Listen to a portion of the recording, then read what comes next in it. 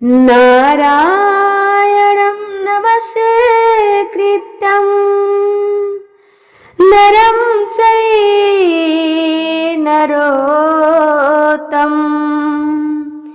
देवीं सरस्वतीं व्यासं ततो जयमुदीरयते।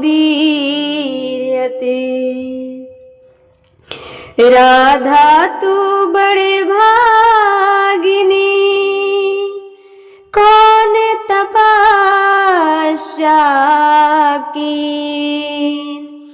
3 लोक 14 भुवन सो तेरे आधीन।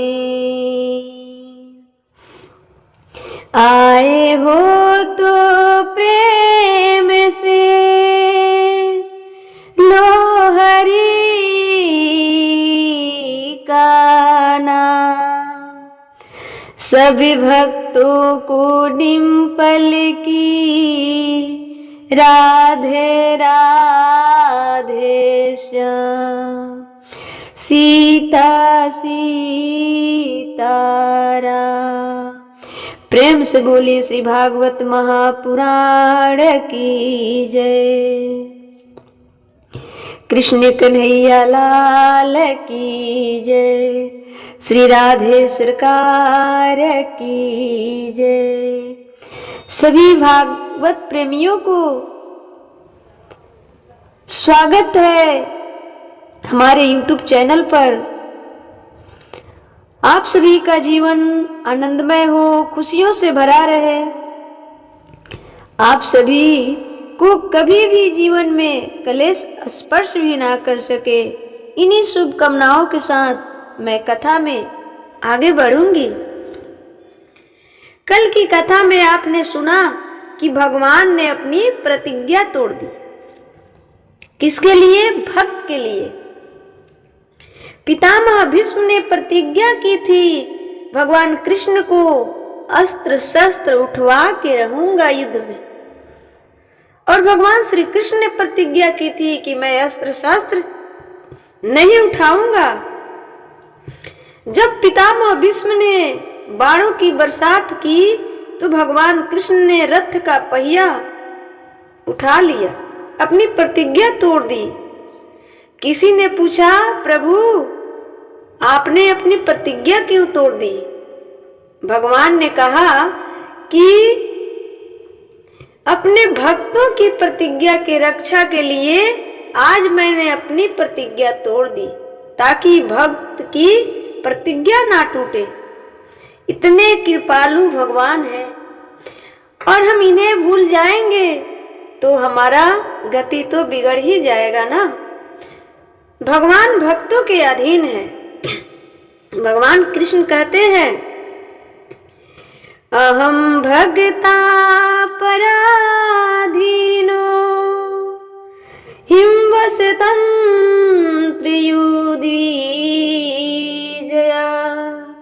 मैं भक्तों के अधीन हूँ, क्या बताऊं। पितामह के अधीन हो गए भगवान, और पितामह ने भगवान के स्तुति की। पितामह देख रहे हैं कि भगवान के घुंघराले घुंघराले बाल हैं, सुंदर सी आंखें हैं, सुंदर सी गाल हैं, सुंदर सी बाल हैं, चतुर्भुज रूप में शंख गदा पद्म लिए खड़े हैं। और पितामह भगवान से कह रहे हैं, इतिमति रूप कल्पिता वितृष्णा भगवती शाश्वत पुगे विभूमिना। पितामह कह रहे हैं, इतिमति रूप कल्पिता वितृष्णा, ये जो मेरी बुद्धि है ना, ये जो मेरी बुद्धि है ना, जहां से आप प्रारंभ होते हैं, जहां से आप प्रारंभ होते हैं प्रभु, वहां से हम सभी का अंत है। जहां से भगवान प्रारंभ होते हैं वहां से हम सभी का अंत है। इसलिए इति शब्द से पितामह भीष्म ने अपनी वाणी को प्रारंभ किया। इतिमति रूप, इति शब्द से प्रारंभ किया। हमारी सोच, हमारी विचार, हमारा तप, हमारा जप, हमारा त्याग, हमारी तपस्या, हमारा बल, हमारा पराक्रम जहाँ पूरा होता है वहीं से भगवान स्टार्ट होते हैं। इसलिए भगवान को इति इति वहां शब्द का प्रयोग होता है। इति इति शब्द का प्रयोग होता है जहां बात पूरी हो जाए। इति जहां बात पूरी होती है वहां हम किस शब्द का प्रयोग करते हैं? इति। और पितामह भीष्म भगवान की स्तुति इति से शुरू कर रहे हैं। इस इति का अर्थ क्या हुआ? क्या आप सभी जानते हैं?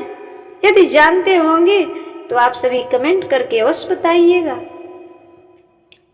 जहां से हम सब का बल समाप्त होता है वहां से भगवान का बल प्रारंभ होता है। सबई बल बराम च परेशान, वहां से भगवान का बल शुरू होता है। जहां से सोचने समझने की शक्ति समाप्त होती है हम सबका, वहां से भगवान की स्टार्ट होती है। इसलिए अरोड़ अड़ियन महतो महियन, ईश्वर अणु से अणु, परमाणु से और विशाल से विशाल है। पितामह ने भगवान की स्तुति की, मेरी बुद्धि अब निर्मल हो गई है, आओ मेरे बुद्धि में गोविंद बैठ जाओ। गोविंद मेरी बुद्धि रूपी बेटी से आप विवाह कर लो। किससे विवाह कर लो? बुद्धि रूपी, ध्यान से सुनिएगा, यहाँ बुद्धि रूपी बेटी से विवाह कर लो। इसलिए मैं कहती हूँ कि अपनी बुद्धि सदा भगवान के चरणों में लगाकर रखनी चाहिए। पितामह भीष्म कोई साधारण नहीं थे। पितामह भीष्म कोई साधारण नहीं थे, परंतु जैसा खाओ अन्न वैसा रहेगा मन। दुर्योधन के दल में चले गए थे। इसलिए विनती पूर्वक कहना चाहूंगी कि आपका दोस्त आपको चाय पिलाए, आपका मित्र आपको समोसा पकौड़ी खवाए, आपका मित्र आपको भोजन कराए, 5 स्टार होटल में जाकर आपको दोस्त आपको एक कार, एक गाड़ी, एक बंगला गिफ्ट करे, आपका दोस्त आपको कार और बंगला गिफ्ट कर दे,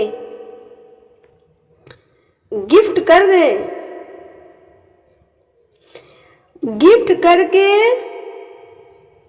फिर कहे कि चलो आज फलाने स्त्री के कपड़े उतार करके, और उसे कहे कि तुम मेरी जगह पे आकर बैठ जाओ। आपका दोस्त, आपका मित्र किसी महिला के कपड़े उतार रहा है और आप भी कह रहे हैं तेरे तो 5 पति हैं, छठा मुझे बना लो, जैसे 5 वैसे ये 6। आपका मित्र आपको बंगला दे और गाड़ी दे, तो क्या इसका मतलब है कि ये जो करेगा उस गलत के साथ हम साथ देंगे? आप उसका विरोध कीजिए। ये नहीं है कि आप उसका साथ इसलिए देंगे क्योंकि उसने आपको गाड़ी बंगला दे रखा है। बोलो, आप साथ देंगे? नहीं देना, इसलिए कि उसने गाड़ी दिया है भाई, उसने हमें समोसे कचौड़ी सब कुछ चाय पिलाया है। उनसे बोल दो। याद रखना भक्तों, किसी के एहसानों पर बिकना मत। गरीबी अच्छी है, पर किसी का एहसान लेकर धनवान बन जाओगे तो परिणाम कर्ण जैसा होगा। परिणाम कर्ण के जैसा ही होगा कि कर्ण को पता था, कर्ण को पता था, कर्ण को ये पता था कि ये आदमी गलत है, फिर भी साथ इसलिए देना पड़ा क्योंकि इसका नमक खाया है। तो नमक क्यों खाओ ऐसे दुष्ट का, ऐसे लोगों की दोस्ती क्यों करना ऐसे लोगों से। भाई आपने हमसे दोस्ती की, सही बात है, अच्छी बात है। आपने हमें 1 करोड़ रुपया दिया, गाड़ी दी, बंगला दी, और बाद में कहे कि चलो आप शराब पी लो हमारे साथ। तो क्या मैं केवल इसलिए खाऊंगा, इसलिए शराब पीऊंगा कि आपने मुझे गाड़ी बंगला दिया है? ना साहब, गाड़ी बंगला अपना सब वापस रख लो, गाड़ी बंगला सब अपना वापस रख लो। मैं आपका साथी हूँ, मैं आपका दोस्त हूँ, पर आपके सच्चे सत्य के दोस्त हूँ, सत्य सही का साथ दूंगा। यदि कर्ण ने यह कह दिया होता कि दुर्योधन मैं तेरा दोस्त हूँ, तू सही कर, मैं तेरे साथ दूंगा, छाती फाड़ कर बाण खाऊंगा, सही पर खाऊंगा, पर तू गलत करेगा तो साथ नहीं दूंगा। यदि कर्ण ऐसे लोगों से अपने हाथ अपने साथ छुड़ा लिए होते तो दुर्योधन को बल नहीं मिलता। दुर्योधन की हिम्मत खत्म हो गई होती। कर्ण जैसे ही वीर हिम्मत के कारण है, उसकी ताकत है, उसको इसीलिए तो ताकत मिली, बल मिली। उसने जरूरत की, उसने जरूर मान गया होता। बड़ी सभा में द्रौपदी के कपड़े उतारने की कोशिश तो किया ही ना होता। ऐसा दोस्त क्या है, क्या होगा? ये दोस्ती है क्या? ये फर्ज है? आप लोग भी कहते हैं कि मैं अपने दोस्ती का फर्ज निभा रहा हूं, तो मैं ये फर्ज, ये रिश्ता निभा रहा हूं। क्या ये रिश्ता है? जो आपको शराब पिला रहा हो, जो आपको मांस खवा रहा हो, जो आपके दोस्त हैं, या आपका धर्म नष्ट करने वाले आपका दुश्मन है? वो दोस्त हैं कि आपके धर्म नष्ट करने वाले दुश्मन हैं?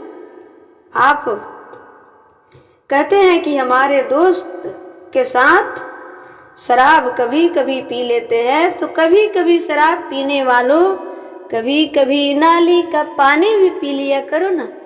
कभी कभी तो पीना है। सड़ा हुआ दाल भी तो पी लिया करो, कभी कभी पीना है, कभी कभी पीना है। ऐसे लोगों को मिर्ची का धुआं लगाना चाहिए ताकि उनकी अकल ठिकाने आ जाए। कर्ण पर्सनली व्यक्ति अच्छे हैं, कर्ण जी पर्सनली व्यक्ति अच्छे हैं, कर्ण व्यक्ति अच्छे हैं, परंतु कर्ण ने दुर्योधन का साथ दिया, जिसे आप कह रहे हैं उन्होंने दोस्ती निभाई। ये दोस्ती नहीं है साहब, ये चाटुकारिता है, ये चाटुकारिता है, ये बड़ा बनने का जुनून है। वो ऐसा जुनून कि आपको गलत भी करा रहा है। कर्ण जी जलते थे अर्जुन से। कर्ण धनुर्धर थे और अर्जुन भी धनुर्धर थे।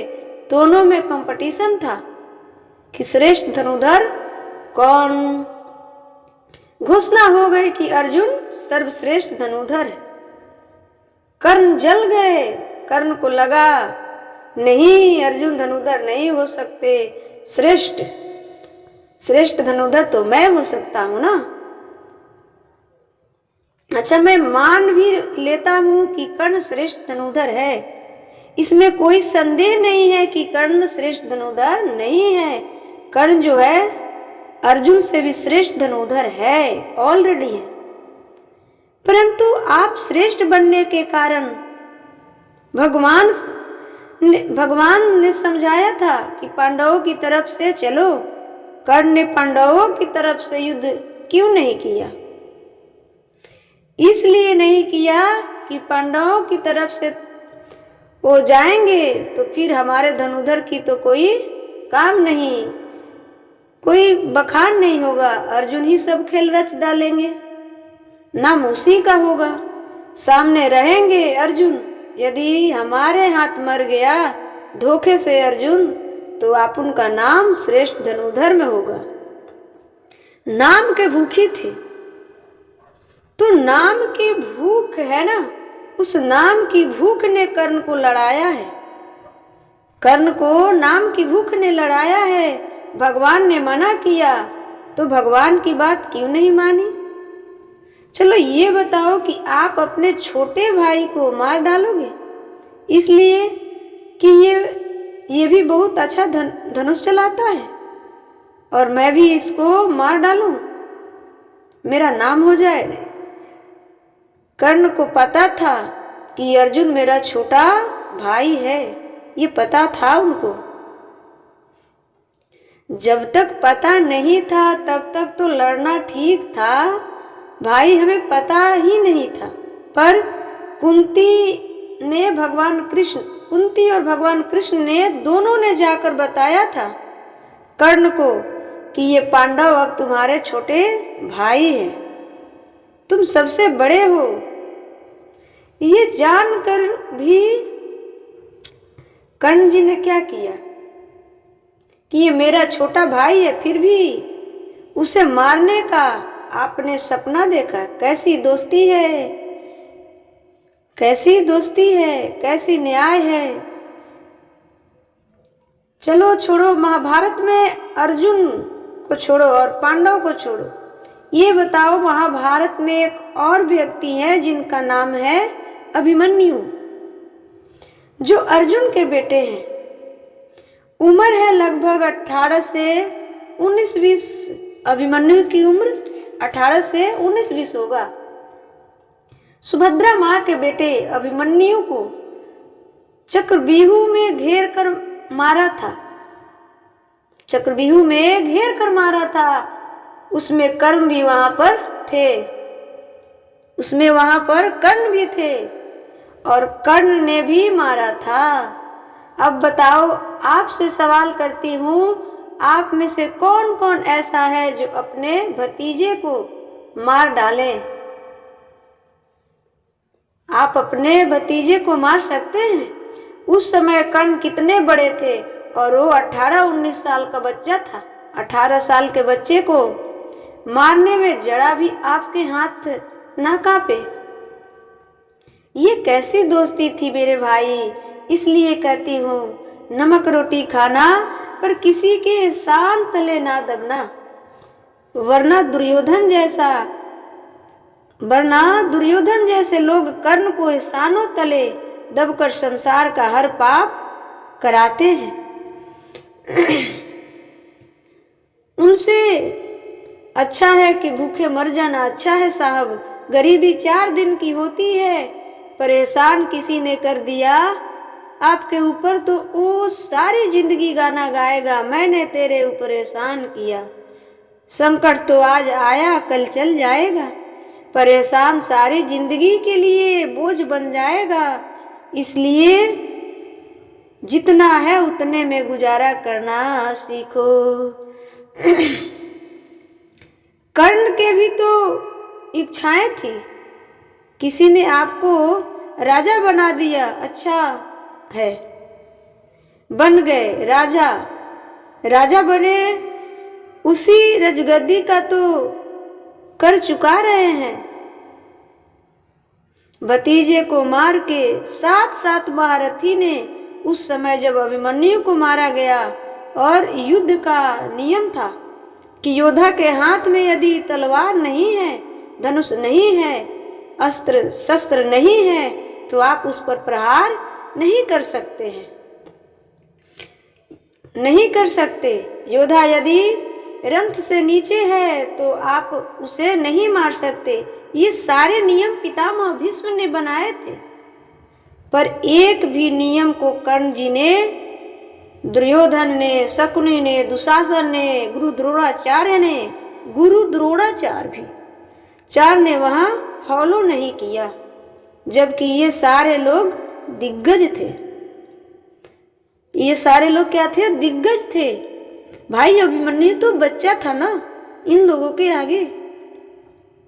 7 महारथियों में ये सब थे वहां पर। और तो और जब अभिमन्यु मर गए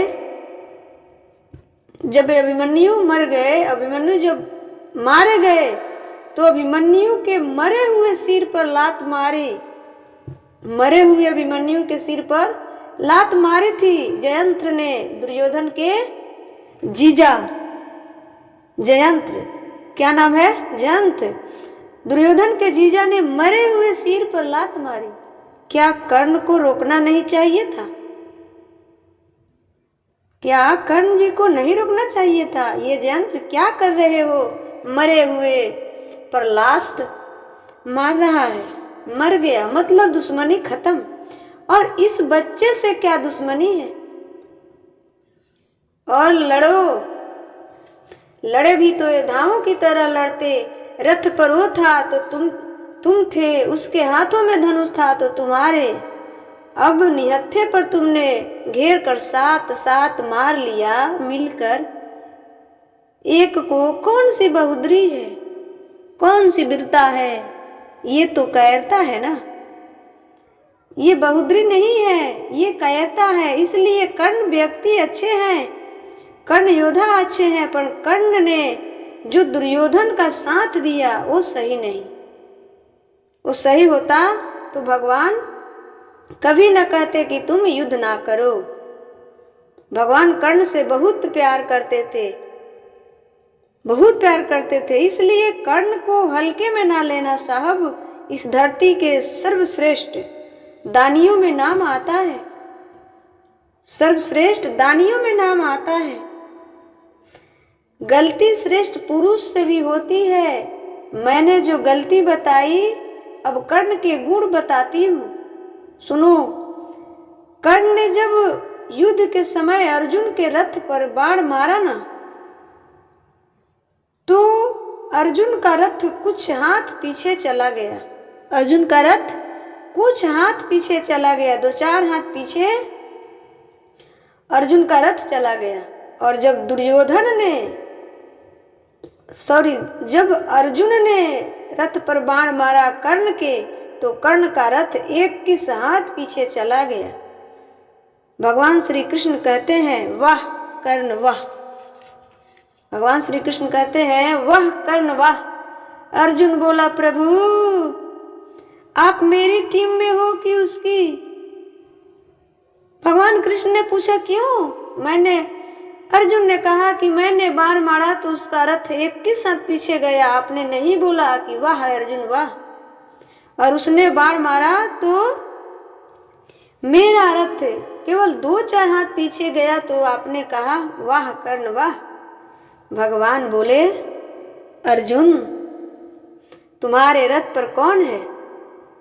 ऊपर ध्वजा पर देखो, श्री हनुमान जी विराजे हैं। हनुमान जी हैं।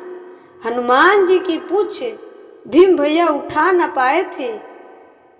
एक बार अंगद जी का पांव ना उठा पाया था रावण का बेटा मेघनाथ। अंगद जी का पांव ना उठा पाया, हनुमान जी का पांव उठा पाता क्या? कोई उठा पाता क्या? नहीं उठा पाता। वो हनुमान जी तुम्हारे रथ पर बैठे हैं और मैं कौन हूँ? भगवान कृष्ण बैठे हैं। ब्रह्मांड नायक हूं मैं।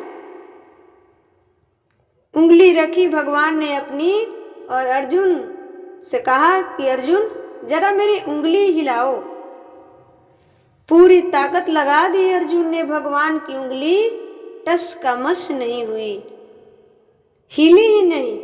अर्जुन तुम्हारे रथ पर मैं हूं, हनुमान जी है। मेरी उंगली इससे ब्रह्मा की ताकत नहीं है कि मेरी उंगली को हिला दे कोई। ब्रह्मा का बल नहीं है कि मेरे उंगली को हिला दे। लेकिन मैं जिस रथ पर बैठा हूं उसे 4 हाथ पीछे यदि कर्ण ने किया है तो सोचो कि कितना बलशाली होगा। सोचो अर्जुन, उसके बल की सीमा कितनी है। अर्जुन कुछ भी नहीं थे कर्ण के आगे। फर्क इतना था कि अर्जुन धर्म के साथ थे और कर्ण अधर्म के साथ थे। फर्क इतना था बस।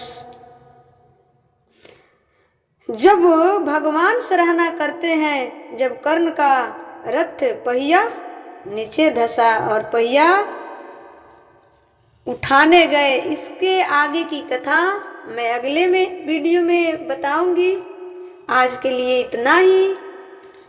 आप सभी नित्य निरंतर प्रेम पूर्वक अपनी इच्छाओं को लेकर के जो आपके मन में इच्छा है उस इच्छा से श्रीमद् भागवत जी का स्मरण कीजिए। वो इच्छा आपकी पूर्ण श्रीमद् भागवत जी करेंगी। आप सभी को जय जय श्री कृष्णा, जय जय श्री राधे, जय श्री सीताराम।